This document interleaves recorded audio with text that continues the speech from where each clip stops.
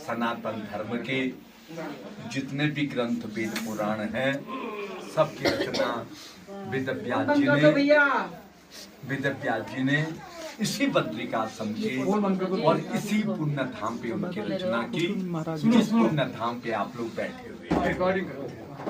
वेदव्यास जी ने तो सबसे पहले वेदः त्रिविधा, वेद एक ही था, आपने उसके और 3 भाग किए।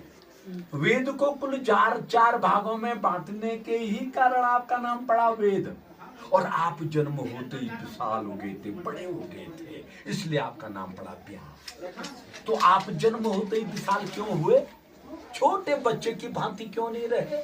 क्योंकि आपकी माता श्री का नाम था मत्स्यगंधा, इसके बाद नाम पड़ा योजनगंधा, और जब आपका जन्म हुआ तब नाम पड़ा सत्यवती। तो सत्यवती के गर्भ से आपका जन्म उस समय हुआ जिस समय सत्यवती कुंवारी थी, उस समय वेदव्यास जी का जन्म हो गया था। अब कौन लालन पालन करे, कौन भोजन की व्यवस्था करे, इसलिए वेदव्यास जी जन्म होते ही विशाल हो गए, इसलिए आपका नाम पड़ा व्यास। इसके बाद व्यास एक उपाधि भी है।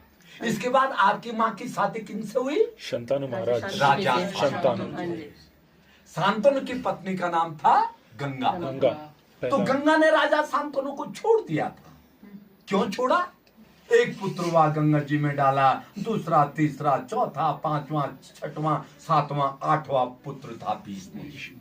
अब राजा शांतनु ने कहा, अरे गंगा, अरे कम से कम इस 8वें पुत्र को रहने तो देना, तुझे पुत्र की पीड़ा का ज्ञात नहीं है क्या?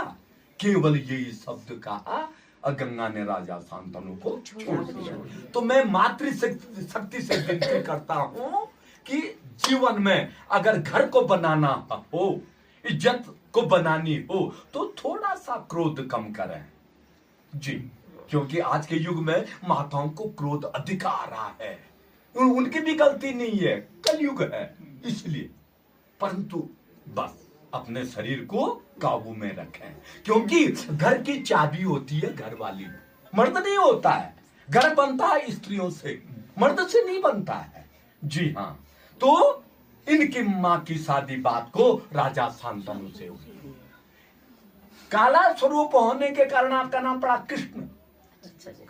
और बैतवा और जमुना के द्वीप में कालपी पड़ती है कानपुर झांसी के बीच।